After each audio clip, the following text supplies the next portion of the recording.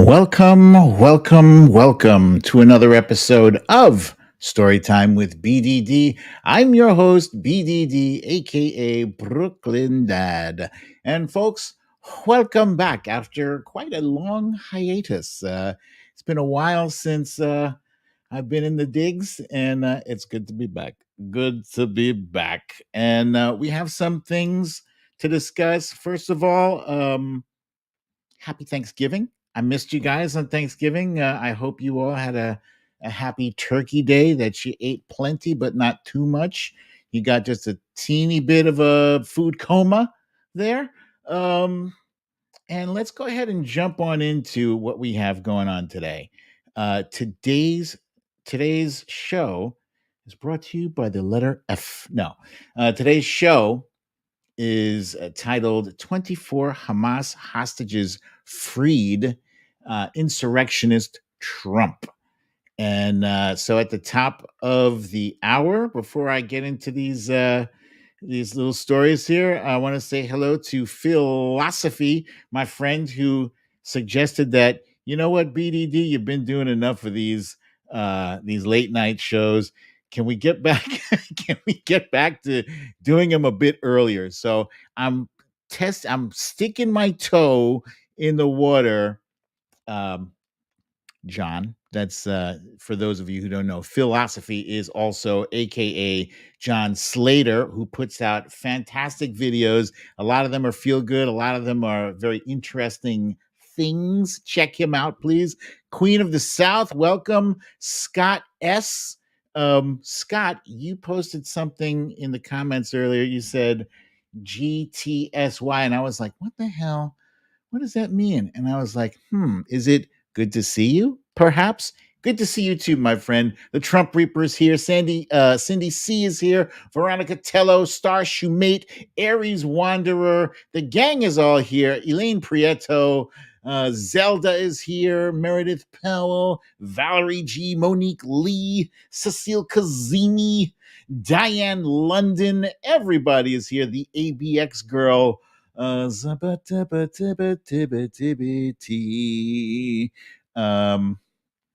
Okay.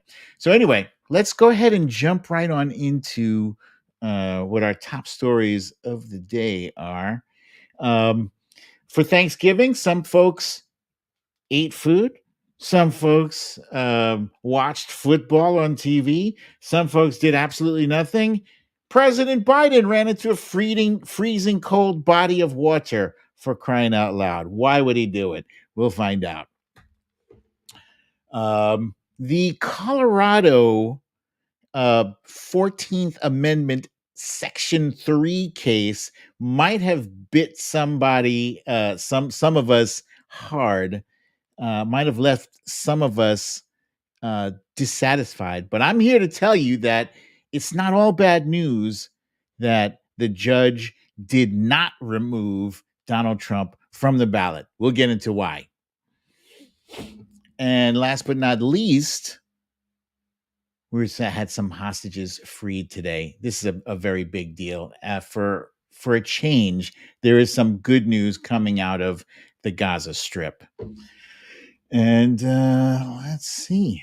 Yeah. Okay. So as Scott S says, Colorado ain't over yet. And apparently I was right. GTSY does mean good to see you. I was today years old when I learned that.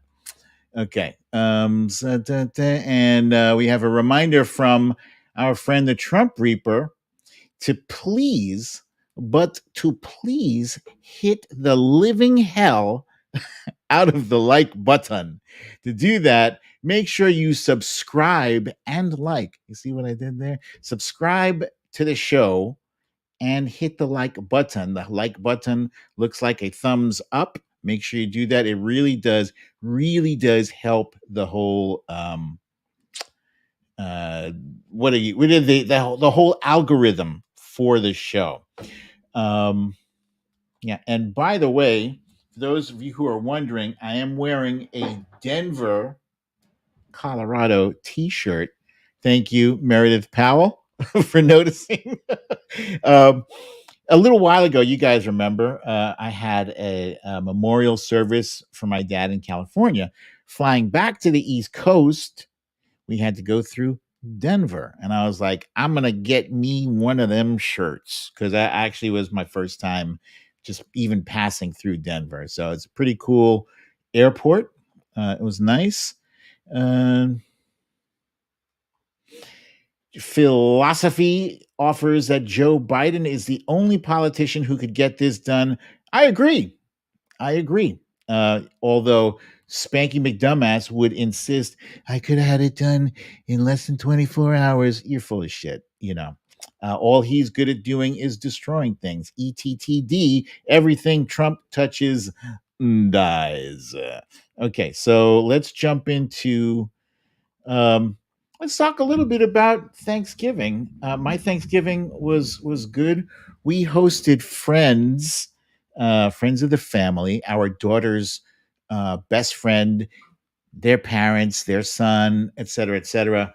Um, it was nice. I mean, so honestly, I have kind of always considered myself a people person, kind of like an extrovert. I've always considered myself that. But I find I find, and you know, you'd be hard pressed to say otherwise if you met me in person. If you met me on the street, you'd be like, "Oh, this guy he's a friendly dude." But on the inside, I'm like, I am retreating from that extroverted position. I tend to like, you know, I like my quiet time more than anything else. I don't care to, I don't care to mix it up. I don't really want, honestly, if I'm being honest, I don't want company. I don't. It sounds messed up to say, and it's not for all the time, just maybe yesterday. But all said and done, it's fellowship, and it was wonderful. Our daughter's parents are really cool, nice people, and we watched Oppenheimer. Have you guys heard of you guys have heard of the movie Oppenheimer? It's a story, it's a true story. It's based on the guy who was the father of they call him the father of the atomic bomb.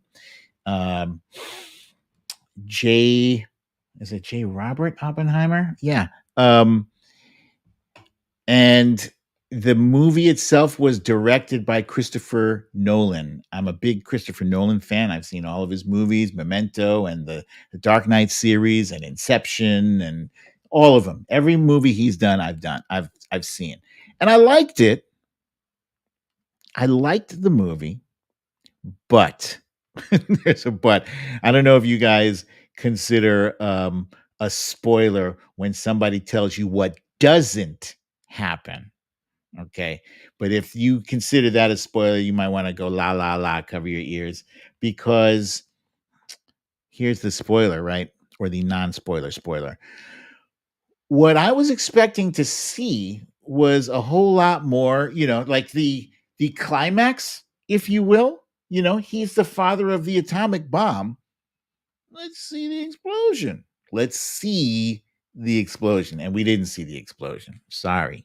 I'm sorry, I didn't see it. And I mean, we did see an explosion. Let me correct the record. We did see an explosion, and it was clever how they recreated it.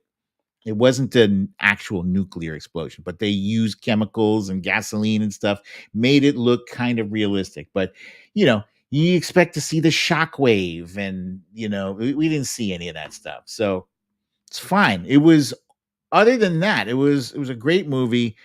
My only other my only other criticism about it was after the test, the whole rest of the movie turned into like a courtroom drama. It was fine. You know, some people like courtroom dramas. I don't know.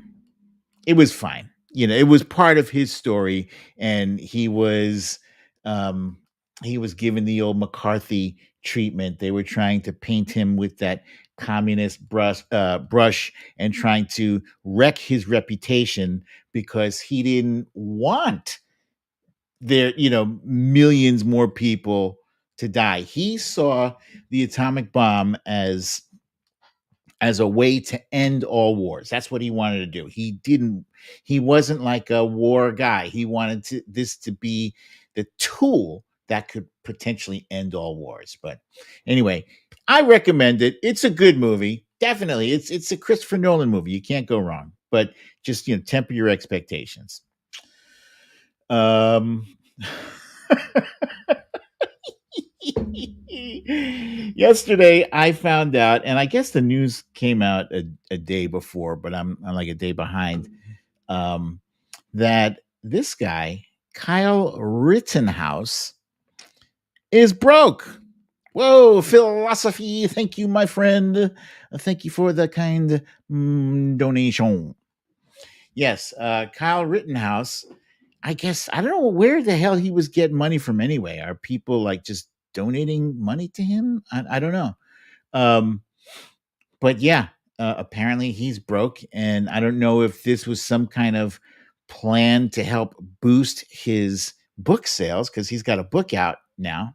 Apparently, I don't care to read it.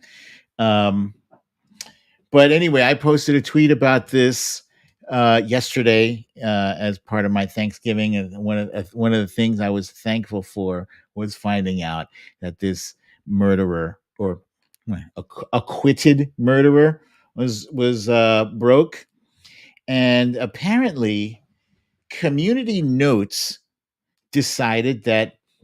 "Hmm, we think this story is bullshit. We think your tweet is bullshit. We think that that's not what his lawyer actually said." And so I got my tweet got community noted. And when they do that, it's kind of like a knock against you, and they kind of they deboost the whole thing these days. Now is like the right wing is just trying to deboost us, and they're using every dirty trick in the book they can, including just straight up lying about shit. There was, so what did they do? They posted a community note. They said that's not what his lawyer said. His lawyer never said that he was broke. He said that he's been working and blah blah blah. So I click on the link, and it's the link to the Newsweek article that I had read, which in the title says that that his lawyer says he's broke. So then in the very first sentence of the article, it says Kyle Rittenhouse has lost his money since he was acquitted over 3 shootings at a protest in Wisconsin, his criminal defense attorney, Mark Richards, had said. So then I was like, uh, hey, Community Notes, the Newsweek article you provided as proof that Rittenhouse's lawyer doesn't say he's broke, literally says exactly the very first paragraph of the article. Fuck you. so, surprisingly, within 30 to 45 minutes of me blasting them, they took the community note off. So that was a rare win. I was very happy for that. Someone else who's been crying lately is Senator Ted Cruz. What's he crying about? He's crying about the fact that you guys remember the other day, it was like 2 days ago, there was an incident at the border, at our northern border, at the Rainbow Bridge between Canada, or as I like to say sometimes, Canada and New York. The Rainbow Bridge, a car ran full speed into a barrier and exploded. And immediately, right wing news networks and right wing personalities, everybody from Ted Cruz and Charlie Kirk and Carrie Lake, everybody was like, oh, it's a terrorist attack. That's what it is. It can't be anything other than that. But actually, and look, it looked bad. Actually, I wasn't even sure. To be perfectly honest with you, I posted a tweet saying, you know what, this could have been a terrorist attack, but I don't know. We don't have all the facts yet, so I'm just gonna wait. But the right wing was eager and anxious to paint a narrative that Joe Biden's failed immigration policies is causing terrorist attacks left and right on not only our southern border, but our northern border. Lo and behold, New York Governor Kathy Hochul had a news conference, and yet we learned that it was not, in fact, a terrorist attack. It was an accident. But here's Ted Cruz tweeting, "This confirms our worst fear. The explosion at Rainbow Bridge was a terrorist attack." And he's quote tweeting Benny Johnson, who is a right wing influencer, not a legit news source, but Benny Johnson got it from Fox News. And Fox News was just pulling that out of their ass. Hello, Jenny Rayner. I see you there. And also, Wilbur McCarthy, welcome you two. Happy to see you both. Um, Grandpa Munster. um, yeah, so he says both attackers are dead and one law enforcement officer is injured. I'm praying that officer makes a full recovery and is able to spend Thanksgiving surrounded by family and loved ones. So it was bullshit. Uh, Governor Hochul said so, said it was not a terrorist attack. All of the news agencies, even Fox News, managed to slip that in somewhere. Like, anyway, they said it was not a terrorist attack. In other news, President Biden, yeah. So as of today, Ted Cruz still has this tweet up on his profile. What a goddamn shame. And it's almost like it's almost like they were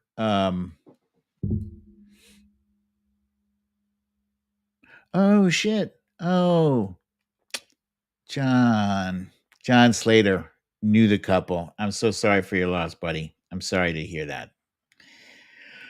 Um yeah, it was, nobody wants to see any death. But I just find it just baffling how disappointed the right wing was when they found out that it was not a terrorist attack. Anyway, yeah, and even though Ted Cruz got community noted and didn't even care. The community note on this tweet, on Benny Johnson's tweet, and on Ted Cruz's tweet says the explosion at the New York Canada border in Niagara Falls was due to an accident and not due to a car bomb or terrorist attack. The driver of the car was driving at a high rate of speeds, went airborne, and struck a cement pillar. And philosophy says everyone where they lived knew them. And so, yeah, very sorry to hear that, my friend. As I was saying about Thanksgiving, look, I am 55 years old, have never liked cold water. Never. And this goes back to my childhood. We lived in a building, it was a shitty building. Oh, that's from Connecticut. Thank you, my friend, for the kind donation. We lived in a kind of shitty building in Washington Heights. That's Inwood, Upper Manhattan. And during the winter, the time when you need hot water and heat the most, frequently we did not have it. So, mom did what she could. She had all her tricks, to make sure that we could bathe ourselves in the morning. So we'd wake up and mom would have like 4 pots of water boiling on the stove. The oven was open and heat was coming out of the oven. And we would often dress in front of the oven so, we could have that warmth. But we had to take bird baths, right? And I hated that. It just wasn't, it wasn't a nice, warm, immersing shower. It was like it was hot. You have to, a bird bath is when you take the water and you pour it into the sink and then you use that and you soap it up. It's not great. It's not a great way to bathe. So fast forward to the future. I don't want no cold shower, although I hear cold showers are healthy for you. That's what they say. They say it's a good thing. No, thank you. I don't want it. I don't want it. I'll find other ways to get my health. But President Biden, everybody's making a big deal over his age, saying he's 81. Oh, he's old, blah, blah, blah. But he's still doing young people things. Still doing young people things. He's still riding a bike. He still jogs. He's freaking dipping his 81-year-old ass into freaking waters. Nope. Nope. No, thank you. I don't want it. Nope. Um, but yeah, that's not even, age is not a thing. Even if even if President Biden wasn't doing all of these, fantastical things, that age defying actions, the polar bear dip. And that's a thing people have been doing for decades. People have been doing that. Mostly, I heard about it in Coney Island, Brooklyn. That's a thing. Um, but they've been doing that for a very, very long time, and it is supposed to be healthy. But aside from the physical feats, he is legislatively successful. He's been able to get a lot of bipartisan legislation passed. He's set out to do just about every goddamn thing he said he was going to do. Right? He's even passed gun gun control legislation. Well, I think that was an executive order, but regardless, he is getting shit done. Got my vote. Meanwhile, I don't think Spanky McDumbass could bend over and touch his toes. I'm sure of it. I think he needs help climbing into a golf cart. I've never seen him break into a jog. You often see President Biden doing that. He jogged out to meet President Xi. I've never seen Trump jog. I've never seen him laugh. Yeah. But that jackass is an insurrectionist. He is an inciter of insurrection. How do I know this? Aside from the fact that I saw it along with you guys on January 6th, it has now been confirmed in court, in a Colorado court. Now, unfortunately, sadly, that very same judge also said that, like, there's a technicality that he wasn't how was it put, an officer or something. Like, he wasn't an officer, and the wording in the 14th Amendment, Section 3, specifically says that he had to be an officer. Hence, she could not say that he must be taken off the ballot, as the 14th Amendment, Section 3 stipulates. However, the judge did say that his ass is an insurrectionist, is an inciter of insurrection. So from now on, you can call him an insurrection inciter as much as you want without fear of being sued for defamation or anything like that. That shit is legit. Also, that case is not done yet. It is going to the Supreme Court. I believe the Colorado Supreme Court, and possibly all the way up to the tippy top, the Maine Supreme Court. And I'll be interested to see what happens there. Despite the fact that Donald Trump has selected 3 of the Supreme Court sitting Supreme Court justices, call me crazy. You can call me crazy. Call me anything. Call me crazy, but I don't know that those justices particularly care for Donald Trump. Honestly, I don't even think Clarence Thomas, who is the worst Supreme Court justice of all time, I don't even think he likes Donald Trump. I think he would. Um, I think he would approve him. I think he would vote against him being taken off the ballot because he is Clarence Thomas is basically a rubber stamp of approval for the right wing. That's all he is. Hello, Marie Maniscalco. How are you? I see you there. Um, oh, here we go. Let's see. Scott saying a president is not an officer per her, but he is an insurrectionist. Will be appealed fast tracked. Valerie G wants to know, do you think Spanky will ever be held accountable for anything? I hope he doesn't get away with anything. I think he will be. I definitely think he will be. The question is, will he be held accountable in time for the 2024 election? That's a big if. I don't know. It is possible that the Jack Smith trial um, that could get that could be wrapped up uh, well before the 2024 election. I also think the fraud case in New York, Letitia James's case, I think that's close to being final, right? They just need to determine what the damages are, how much of his Trump organization empire will crumble. I think $250 million or something like that is at stake. Samantha Hawkins, I see you, my friend. I see you. And now everyone can see you. Welcome, Samantha. Welcome to you. Welcome. So happy to see you.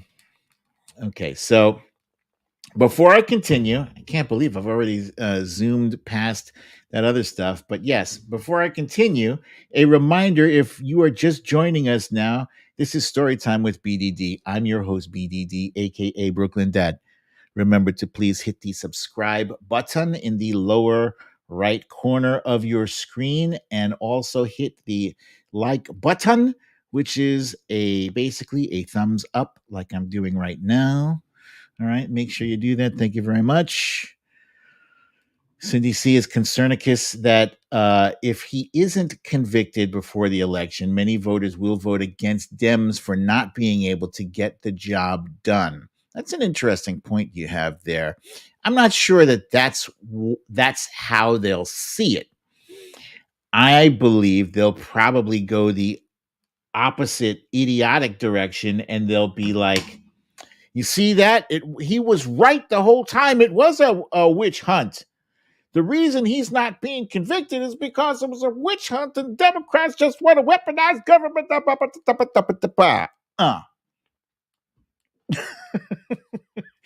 Let's move on to our main topic of the day.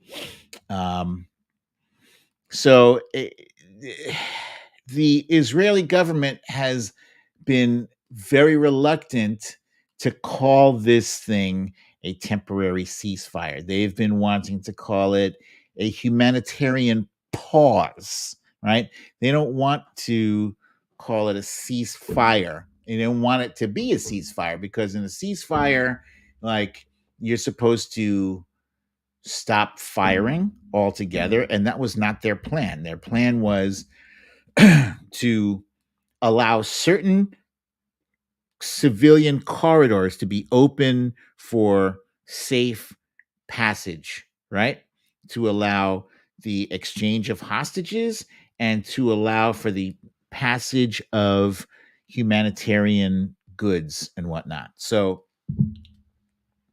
but whatever you call this thing, it kind of is a temporary ceasefire. Temporary is. Trump Reaper with a very interesting question here. Can a dude in prison actually be president? Trump Reaper, hit me with that question at the tail end of this thing. I want to get back to that. So, yeah, today was a big deal because we saw the release of a total of 24 Israeli and foreign national hostages. I believe, I don't know what the total breakdown was, if it was like 12 Israelis and 12 Thai nationals, because apparently there were, as you can see in this photo here, there were a lot of Thai nationals there that were kidnapped. They were taken hostage as well. Um,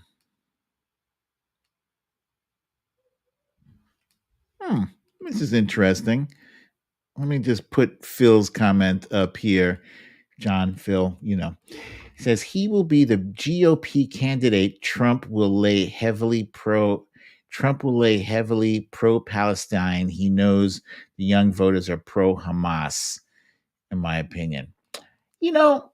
I don't know necessarily that those young voters are pro Hamas as much as they are pro Palestine. And I think that's an important distinction to make, right?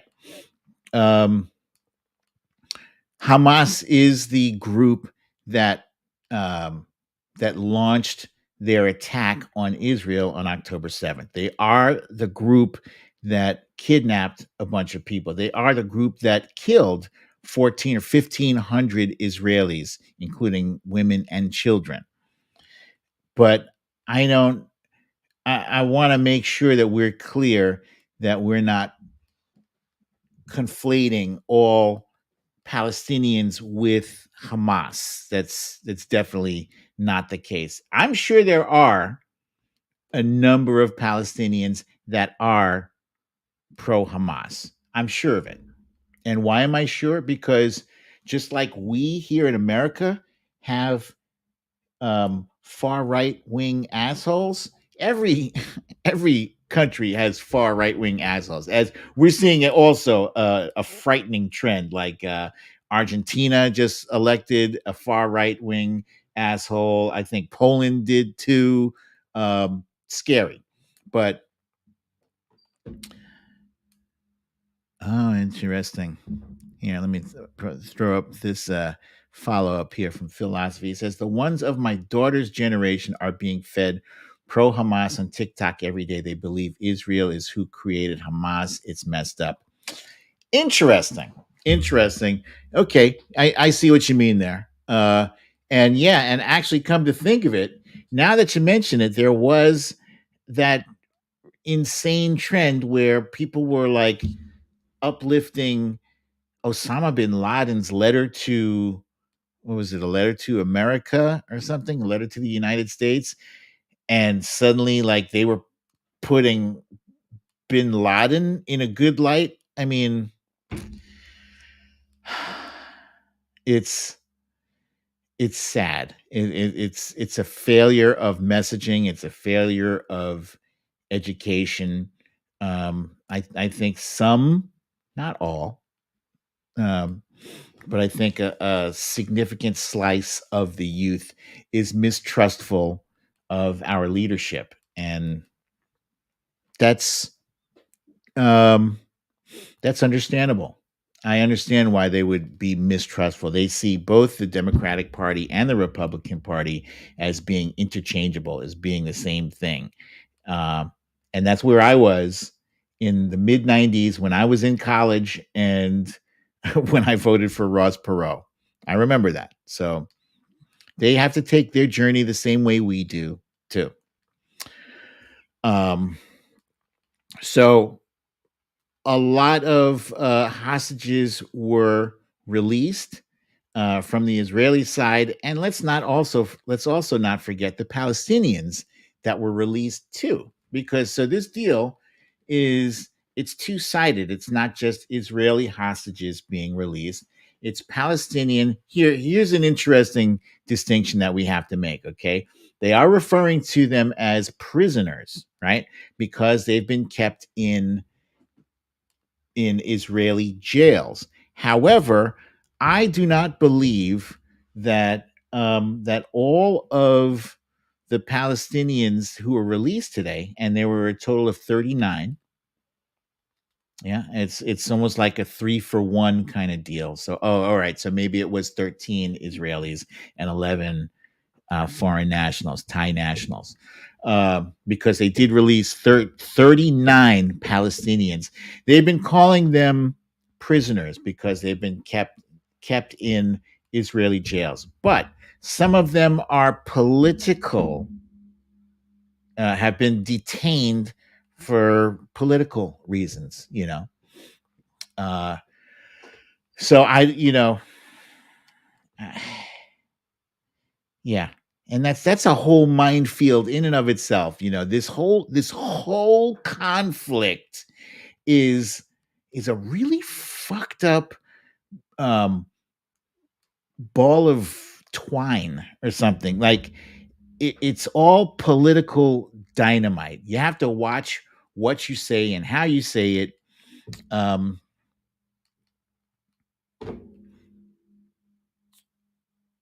here's another thing I learned today before I get into that. Another thing I learned is that Hamas supposedly says that they can only account for 140 hostages. 140 out of the total of 240 that were taken. So where are the other 100?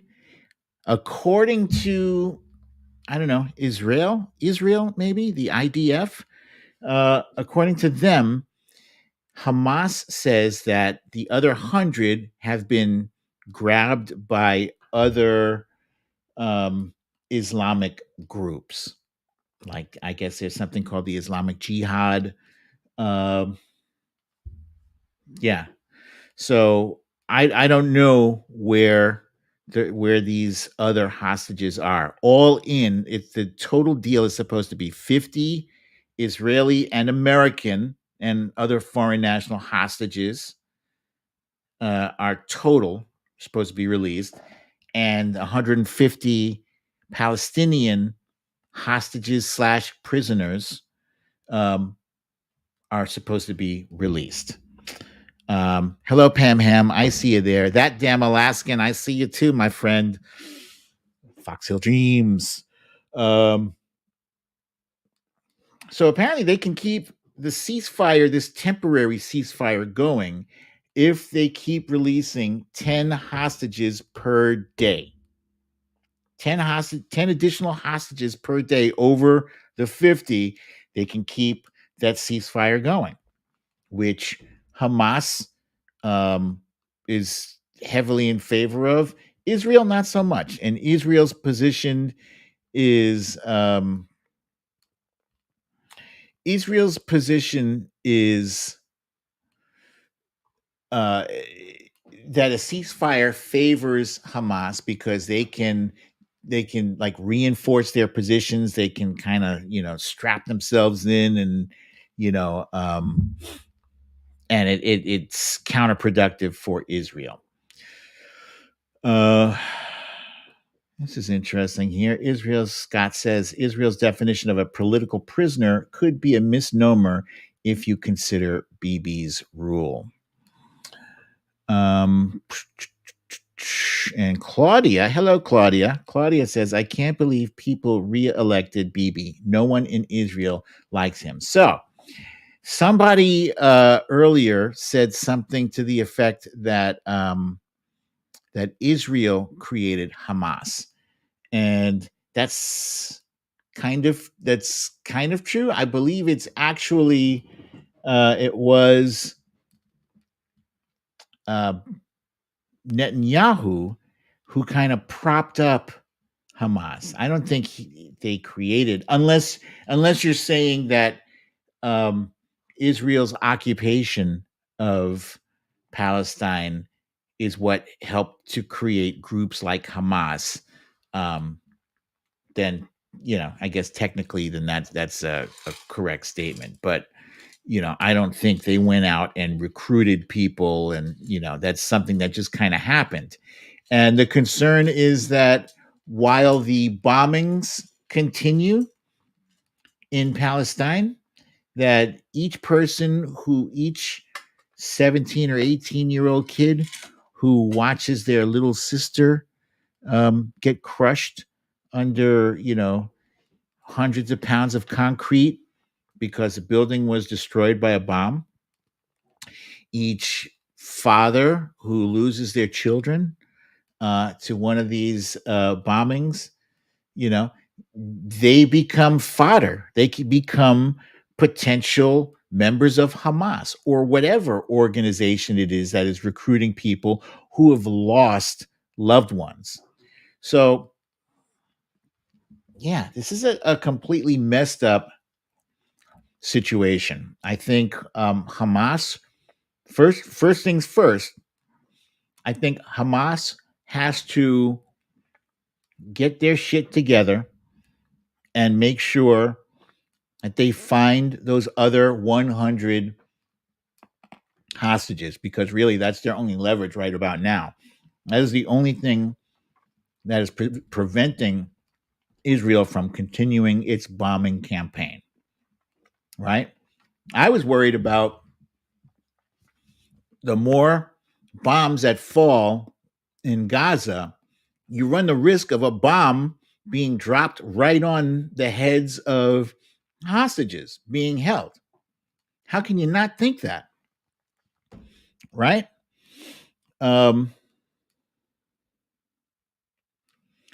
da, da, da, da, da. Yep, I saw that. Phil says he doesn't trust Hamas to do anything but bow to pressure. Yeah, I did see that. Um, so I feel like the rhetoric on both sides needs to kind of be tamped down, right? A solution, a solution has to be uh somebody has to craft a solution to this. Israel cannot continue just bombing and just more just more dead children being dragged out from the rubble. That can't continue. That's not sustainable. That's it's inhumane. It's inhumane. And as what side am I on? I'm on the side of humanity. I'm on the side uh where people shouldn't have to live in fear. I'm on the side where people should have the right of self-determination, right? Currently, Palestinians don't have that, and maybe you will think from my comments that I've chosen a side. I'm pro-Palestinian or whatever. I see a lot of things, a lot of injustice that the Palestinians have been subjected to. I think once we are clear of that distinction of saying Palestine and Hamas are two separate entities. Hamas is Palestinian, but they don't represent all Palestinians. They represent themselves, you know, and they kind of help to keep Netanyahu in power. Uh, Netanyahu doesn't want a two-state solution. Neither does Hamas. Hamas helps Hamas helps Netanyahu. They help justify his existence.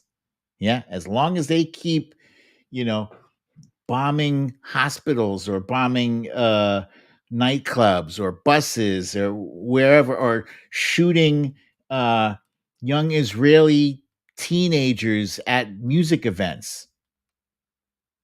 That October 7th was horrendous. It was horrible.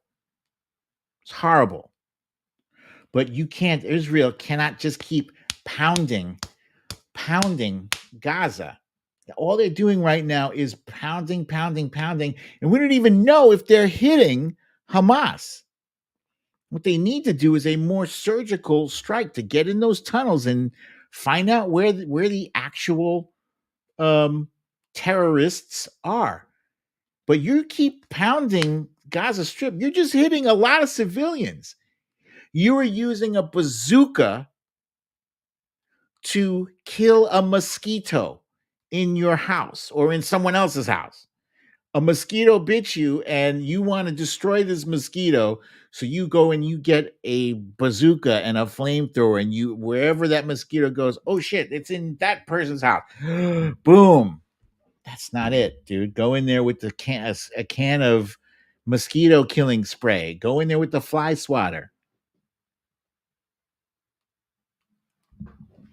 I'm on the side that believes that Hamas has to go. It's got to go. Hamas is hurting the plight of the Palestinians, hurting them, not helping, it's hurting. Nobody likes it. Kids and girls and getting raped, people's mothers and grandmothers and wives, whatever, being raped by Hamas. Nobody likes that. I'm on the side that believes that Netanyahu has to go. I'm on the side where electricity and drinking water should not be luxury items. That's what it is right now. I saw something on MSNBC where, and this was well before October 7th. This is how Palestinians were living. Like their electricity is rationed. I forget if it's like 1 or 3 hours. Let's say 3 hours. They get 3 hours of electricity per day. And only 10% of Palestinian residents have clean drinking water. 90% do not have clean drinking water. There's kids getting sick, they're vomiting, they have diarrhea because they don't have clean drinking water. Come on. It's a basic essential need. Basic. We have to tamp down the rhetoric on both sides, and we have to get to a point where criticizing both sides of this conflict doesn't result in being tagged as an anti-Semite or an Islamophobe. Okay, because there's people who are fucked up on both sides of this conflict. You have to be able to criticize them without accusations flying. Oh, you said that makes you an anti-Semite. No, there's plenty of Jewish people who criticize uh, who criticize Netanyahu and Israel. My sister is one of them. My sister, woo, she's beautiful. Love her. There's plenty of Muslims that criticize Hamas.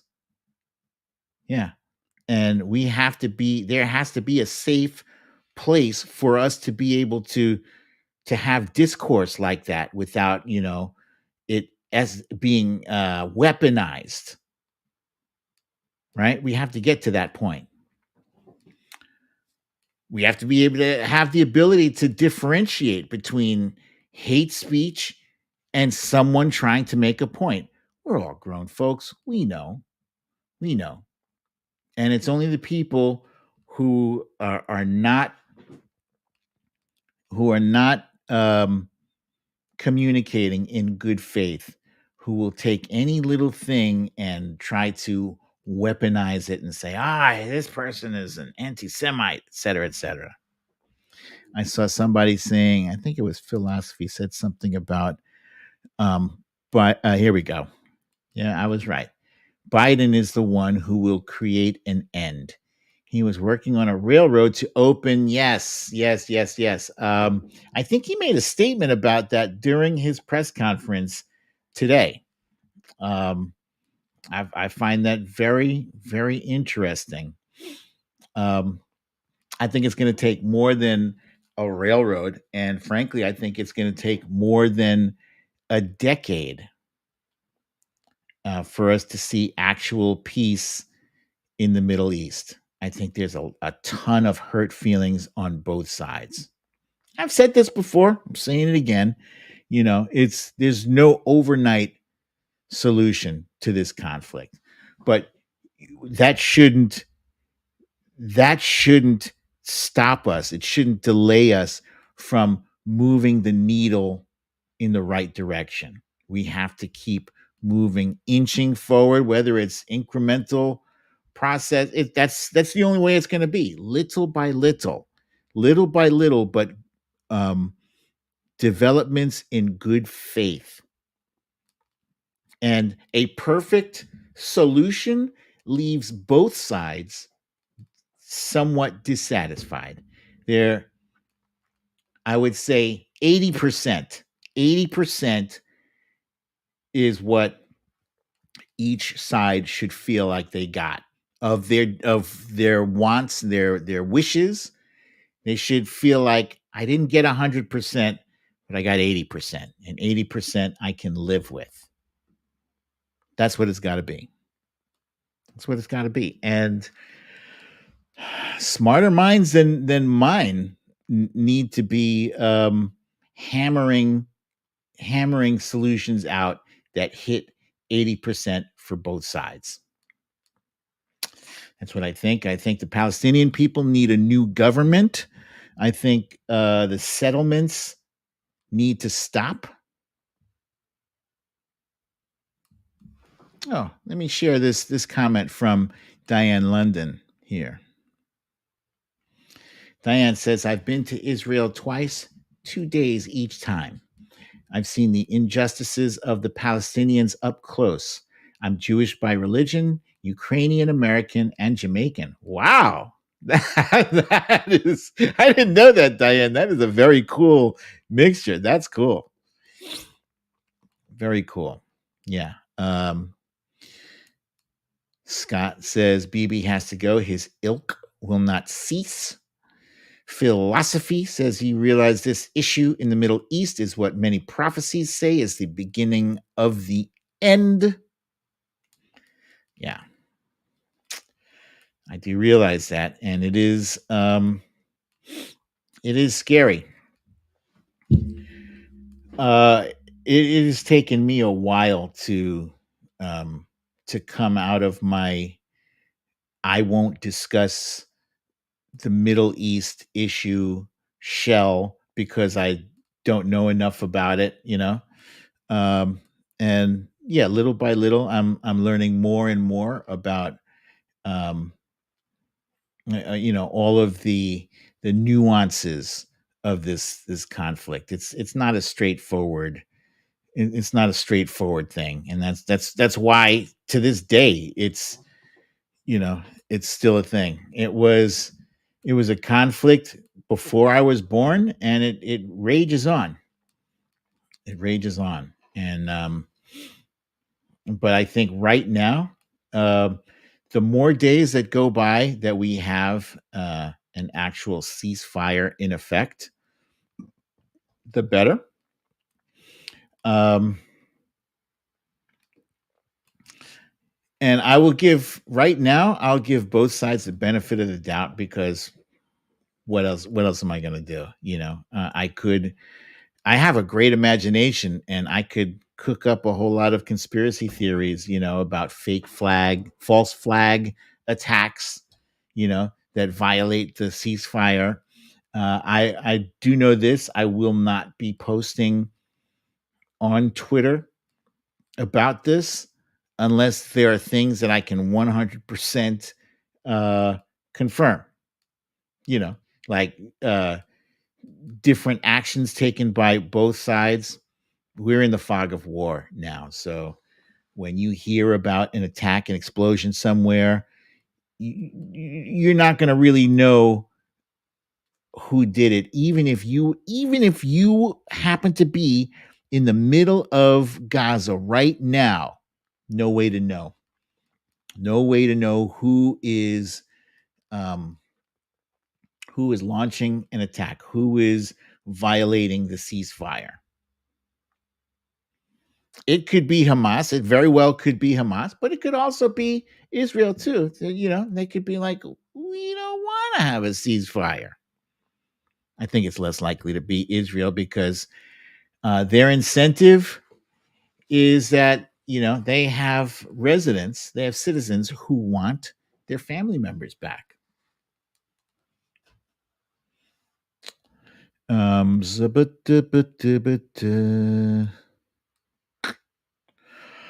Yeah, so Starshimate is asking, has Britain weighed in on Israel Hamas? Britain is like right there with us in terms of foreign policy, I believe. So I think they're pretty much in lockstep with whatever our position is. I could be wrong, um,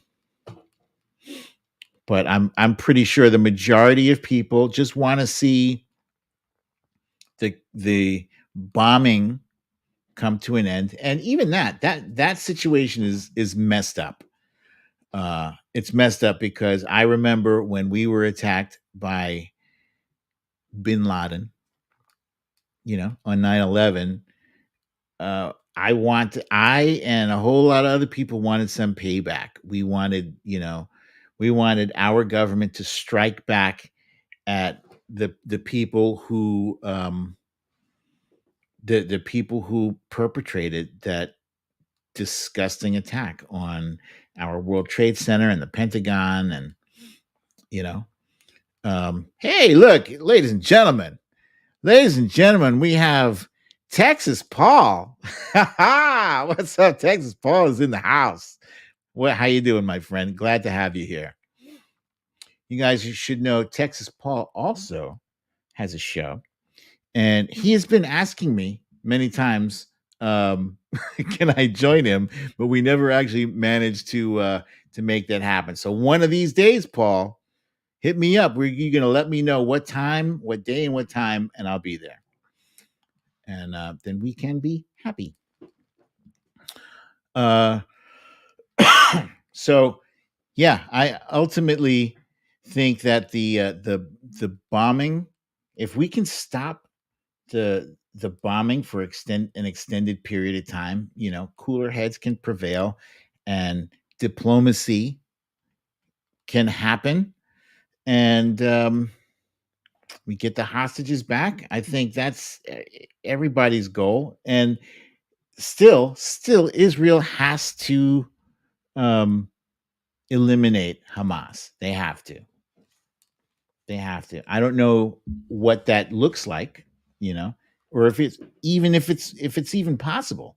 If they can confirm that maybe they've completely decapitated the leadership of Hamas, if they've dismantled their ability to launch attacks at will, by uh, degrading, by seriously degrading um, their ability to attack, destroying their weapons and destroying their network of tunnels. That's what I think. That's what I think. So, what do you guys think? What questions do you have? We're not going to keep this discussion going too long because it is Friday night, and you know what that means. I got a refrigerator full of leftovers, but it is pizza and movie night. So we got to get that thing going. Um so yeah, questions? Let's see. Da, da, da, da, da, da.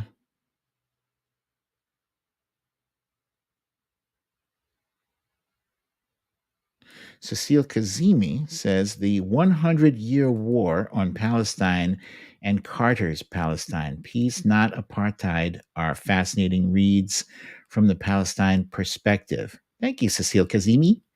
Thank you for that. Texas Paul says, I have a standing invitation, any topic I choose. Um, all right, buddy. I'll text you and we'll make that thing happen. Yeah. So the Trump Reaper, thank you, Trump Reaper, wants to know, can Trump be president from prison? Which is a fascinating question that no one has ever needed to answer because we've never had a president as awful as Donald Trump, as just as criminally inclined as Donald Trump. So um, I know he can run for president from prison. I think what happens is that if let's say he's in prison, he's in jail, and the Secret Service is there, in a trailer with him or whatever. Um, I think I think what'll happen is if he runs from prison and God forbid he somehow wins the whole thing, I think he gets out of prison. I think that's his get out of jail free card. It's my guess. We've never, that's a constitutional crisis kind of thing. Your guess, my guess is as good as anybody else's. If we were to ask Lawrence Tribe, I don't think Lawrence Tribe would have a better answer than what I just gave you. And Lucielle thinks I look like I lost weight. Thank you for that. Actually, I think I'm flat between the start of Thanksgiving and today. I think it's a wash. I think I didn't gain a pound. I didn't lose a pound. I'm just even, which is weird because I did eat until I couldn't eat anymore. And I had flan. I had sweet potato pie. I had what was that bread? Pumpkin bread. A lot of carbs yesterday. Mac and cheese. Oh, I'm getting hungry. Let's see. Valerie thinks if he is in jail, he shouldn't have Secret Service protection. Alas, he does have Secret Service protection no matter what because he did serve as president. Any former president has that. He shouldn't, but he does. It is what it is. That's part and parcel that comes with the thing. Just like certain other things that should change, members of Congress having like lifetime benefits or something. I think that's a thing. They should make some changes to that too. If they were shitty, if they were grifting or whatever, they shouldn't get it. That's what I think. Do you think Texas Paul wants to know? Do you think there will be fallout from Preacher Johnson's continuing resolution deal with Democrats? No, not yet. Not yet. He's on a very short leash. Good question, Paul. Um, I think he skates through to 2024 to the part of the road that he has kicked the can down to, right? But the next one, they're not going for that. I'll tell you that. Very short leash. He's still kind of in that honeymoon phase of his leadership. They just wanted to. I think Republicans were well aware of the optics. That they look like absolute clowns. So they wanted to just get some of that clown makeup off their faces and move away from the stink of being unable to hold on to a speaker for more than a few weeks. So we'll see. I forget when that CR runs out or when it expires or whatever. So we'll find out. But excellent question. Thank you for that.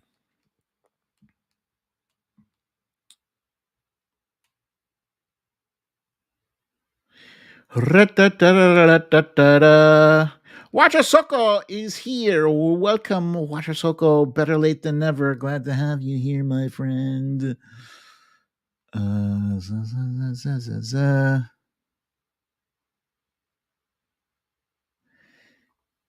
Yes, I agree. Johnson is pretty creepy.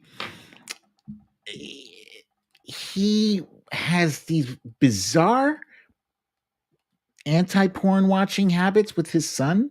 Like he monitors what porn his son watches, and his son monitors the porn he watches, and that's weird. That's weird. It's weird.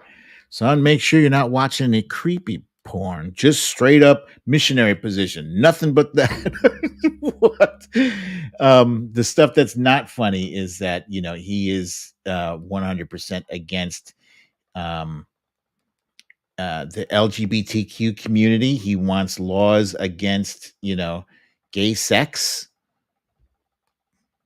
and gay marriage, and he's a horrible person. And of course, abortion. He is anti-abortion. I don't know that there's any Democrats who are like pro-abortion. We're just pro-choice. We want the woman to have the right to choose what happens to her own body. I don't know why that is so difficult for people to um, comprehend, to grasp. If you don't have a uterus and it's not your baby, it's not your pregnancy, then it's not your business. It's the business of the patient and her doctor. That's it. Nobody else's. Hey, Simon Metcalf is here, my friend. Welcome, Simon. Glad to have you, my friend.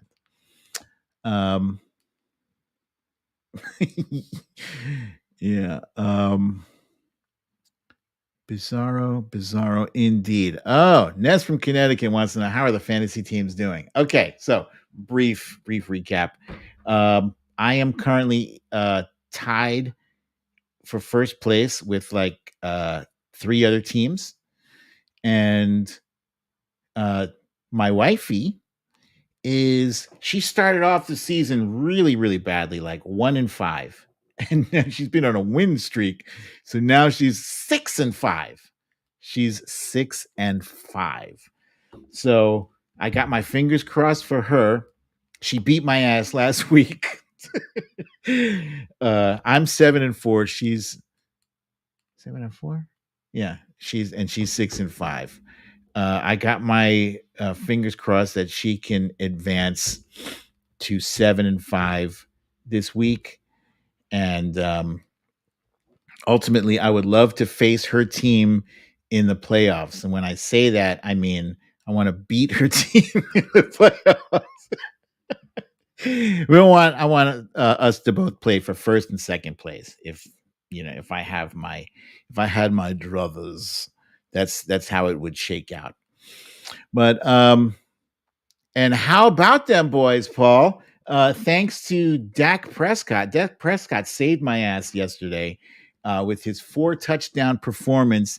And even though CeeDee Lamb only got caught one of those touchdowns, that did help me out. So that bailed me out from the abysmal choice I made of starting the Detroit Lions defense, which screwed me with -3 points. And Phil saying, watch his Buffalo Bills beat the Eagles Sunday. I'd love to see that. I wish I could have started the Bills. I have the Bills defense on my team. I couldn't start them because they can't stop anybody. that's that. So, guys, thank you so much for joining me for another episode of Storytime with BDD. I'm your host, BDD, aka Brooklyn Dad. And guys, if you haven't gotten your shot yet, I don't know what to tell you. I've been telling you this whole time. If there's anybody in this audience who has not gotten their shot, it must be a troll. But please do look out for yourself. Keep your social distance 6 feet or better, because I think that's still a good practice. I don't like having somebody right up in my face. Yeah, and be good to yourself. I like how today's show felt. It felt a little different. I think I will try this. Try to do the more story time, less late night. We'll see how that works. So until next time, I love you all. Peace.